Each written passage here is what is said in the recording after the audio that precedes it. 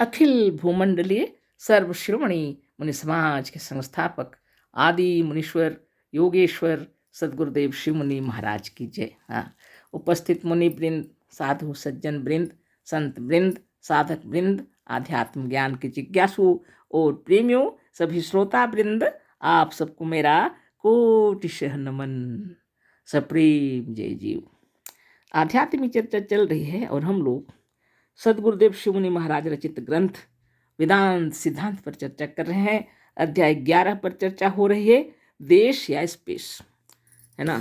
अब इसी पर चर्चा हो रही है। तो बता रहे हैं गुरुदेव, अगर सूक्ष्म दर्शक यंत्र से देखा जाए, है ना तो बिंदु जो है इतना छोटा है, लेकिन वो बहुत बड़ा फुटबॉल के समान भी दिख सकता है।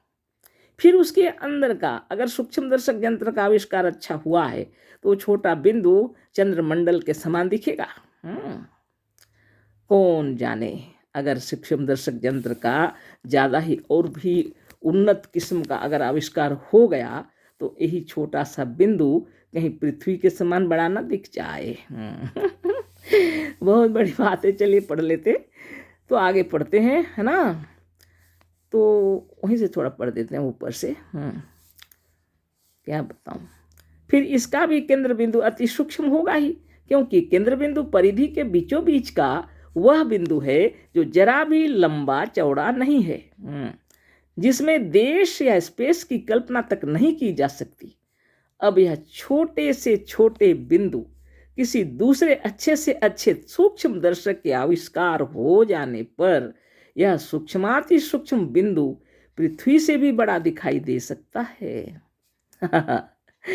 इस सूर्य को जो एक बड़े कटोरे, छोटी तस्तरी या छोटी थाली के बराबर है, उसे आजकल का ज्योतिष विज्ञान पृथ्वी से 13 लाख गुना बड़ा बतला रहा है कि नहीं। हम लोग पढ़े हैं ना बचपन में, हम लोग साधारणतः देखते हैं तो कितना बड़ा दिखता है। ये तो तस्तरी एक तो बड़ा थाली के बराबर। लेकिन ज्योतिष विज्ञान क्या कह रहा है, अरे बाप रे, हमारी पृथ्वी से 13 लाख गुना बड़ा है, जो इन वैज्ञानिकों के सिवा दूसरा अनुमान भी नहीं कर सकता। हाँ ये तो वैज्ञानिक बता रहे, दूसरा क्या जाने, साधारण जो पढ़ाई लिखाई नहीं की वो क्या जानता है। वैज्ञानिक कहते हैं कि दूर होने के कारण सूर्य छोटा और निकट होने के कारण पृथ्वी बड़ी मालूम होती है। वैज्ञानिक कह रहे हैं, है ना, दूर होने के कारण सूर्य छोटा और निकट होने के कारण पृथ्वी बड़ी मालूम होती है। पर कारण दोनों में लगा है, गुरुदेव कह रहे हैं, पर कारण तो दोनों में लगा है। एक में दूर होने का दोष है ना एक में दूर होने का दोष है, दूसरे में निकट होने का। एक में दूर होने के कारण बता रहे हैं, तो एक में निकट होने का कारण। दूर होने के कारण सूर्य छोटा दिख रहा है और निकट होने के कारण पृथ्वी बड़ी। कारण दोनों में लगा है। यदि सूक्ष्म दर्शक के विरुद्ध किसी दूसरे यंत्र का आविष्कार हो तो इसके विरुद्ध सूर्य छोटा और पृथ्वी सूर्य से कई लाख गुना बड़ी सिद्ध होगी, है ना। सूक्ष्म दर्शक यंत्र के उलट, विपरीत, विरुद्ध यदि कोई ऐसा यंत्र आविष्कार हो, गुरुदेव कह रहे हैं, इसके देखने से इस माने उल्टा दिखेगा, सूर्य छोटा जो है ना, और पृथ्वी सूर्य से कई लाख गुना बड़ी सिद्ध होगी। तो उस यंत्र से जब देखेंगे तो सूर्य छोटा दिखेगा, जो कि हमारी पृथ्वी से 13 लाख गुना बड़ा है, और हमारी पृथ्वी उस सूर्य से कई लाख गुना बड़ी सिद्ध होगी। और तब लोग कहेंगे कि पृथ्वी इस कारण से छोटी मालूम हुई थी कि वह निकट है ना। अब उल्टा हो जाएगा, तब लोग कहेंगे, वैज्ञानिक लोग, कि वही क्या कहें, पृथ्वी निकट है इसलिए छोटी मालूम हो रही थी। वास्तव में बड़ी है ना, वास्तव में बड़ी है।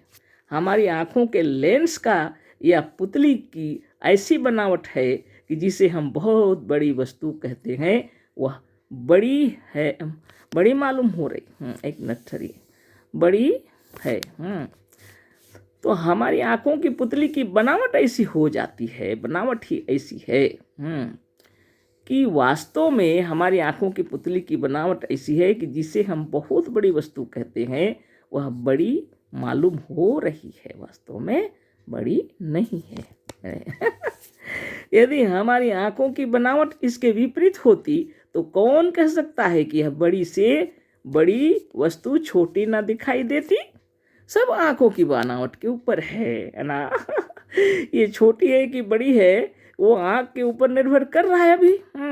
सूक्ष्म दर्शक यंत्र जो है ना छोटी चीजों को बड़ा दिखा देता है। अगर ऐसा यंत्र तैयार होता, गुरुदेव कह रहे हैं कि बड़ा को छोटा दिखा दे, तो फिर बहुत अंतर आ जाएगा। तो गुरुदेव को बतला रहे हैं हमारी आंखों की बनावट ऐसी है। इससे सिद्ध हुआ कि देश की लंबाई चौड़ाई कुछ नहीं है, सब हमारी या देखने वाले की कल्पना है, या इस स्थूल आंखों की बनावट या मन के दोष से है। प्रमाणित कर रहे हैं गुरुदेव। या तो हमारी आंखों की बनावट की वजह से, या तो हमारे मन की वजह से, है ना। या जो कुछ हम देख रहे हैं वह जैसा दिख रहा है यदि वैसा नहीं है, हो सकता है ऐसा ना हो। ये हमारी आत्मा की कल्पना मात्र है। ये सिद्ध कर रहे हैं गुरुदेव, है ना। अब देखें, वास्तव में संसार का देश या स्पेस कुछ नहीं है। इसी से सारा संसार और इसके सारे लोक, ग्रह, उपग्रह और तारे सब गोल हैं, और गोलमय शून्य के समान होने से गोल हैं, जीरो हैं, शून्य है ना। तो ऐसी बात हो गई, प्रमाणित कर दिए गुरुदेव। इसी कारण से जो भी दिख रहा है सब गोलमाल है ना।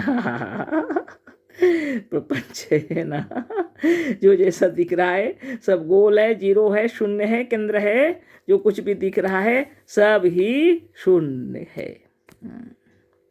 अब आगे पढ़ते हैं। केंद्र की ओर या भीतर की ओर सिमटने पर यह लोग स्वप्न या समाधि में पहुंचते हैं। यह लोग नहीं, हम लोग। जब हम लोग केंद्र की ओर या भीतर की ओर सिमटने लगते हैं तो एक तो स्वप्न में, एक तो समाधि में पहुंचते हैं, है ना।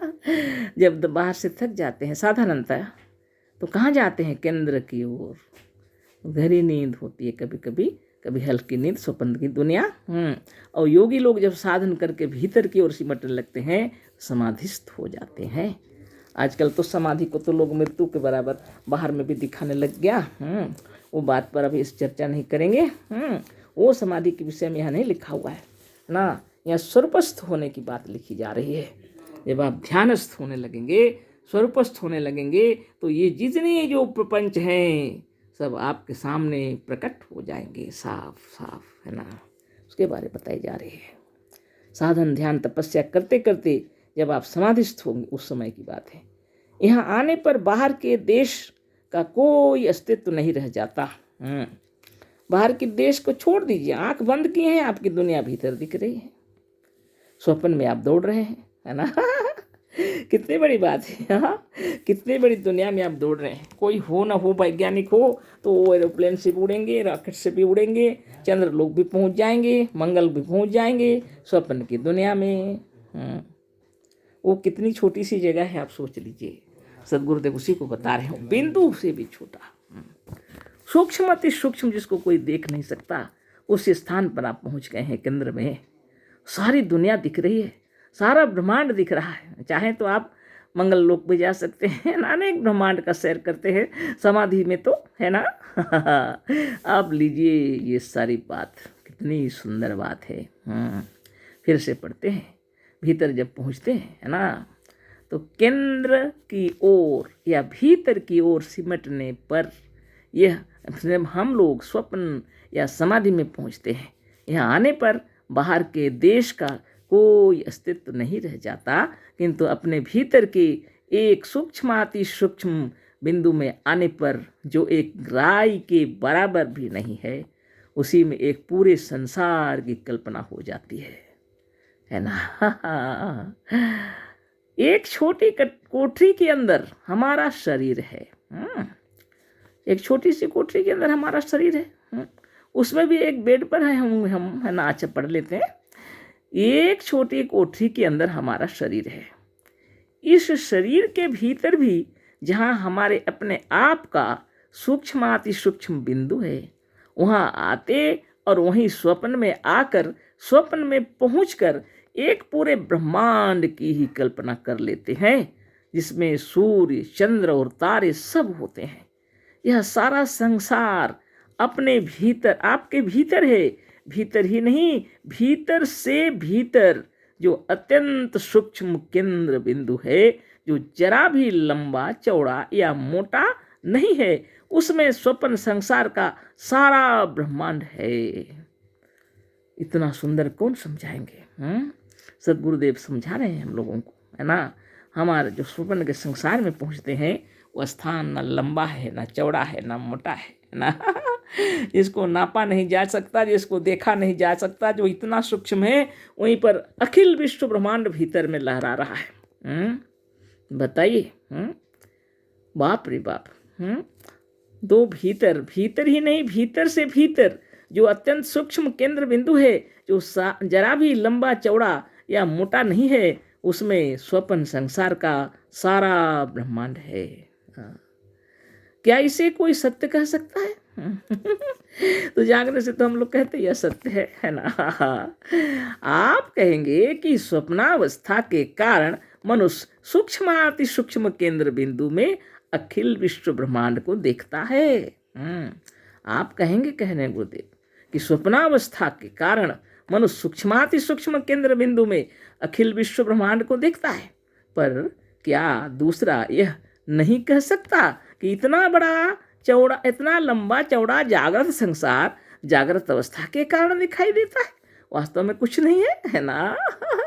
तो दूसरा क्या नहीं कह सकता है? अच्छा, आपने कहा कि स्वप्न के कारण, स्वप्नावस्था के कारण यह संसार, यह ब्रह्मांड, सब अखिल ब्रह्मांड अति सूक्ष्म के रूप में होते हुए भी इतना विशाल दिखा, या कोई नहीं कह सकता कि अब जागृत के कारण यह जो सूक्ष्म संसार है इतना लंबा चौड़ा दिख रहा है। ये भी कह सकते हैं ना, है ना। स्वप्न संसार का कारण यदि स्वप्नावस्था है, तो दूसरे जागृत संसार का कारण जागृत अवस्था है ना। स्वप्न अवस्था का कारण है अगर स्वप्न संसार सूक्ष्म, तो जागृत अवस्था का कारण है स्थूल जगत, है ना। स्वप्न में स्वप्न संसार को प्रत्यक्ष देखते हैं। जब आप स्वप्न देखते हैं, हम स्वप्न देखते हैं, तो स्वप्न संसार प्रत्यक्ष दिखता है और उसे सत्य मानते हैं, और स्वप्न टूट जाने पर जागृत संसार को ठीक मानते हैं। आगे फिर चर्चा होगी, समय हो गया, है ना। अशेष धन्यवाद, कोटि नमन। सदगुरुदेव शिव मुनि महाराज की जय। सप्रेम जय जी।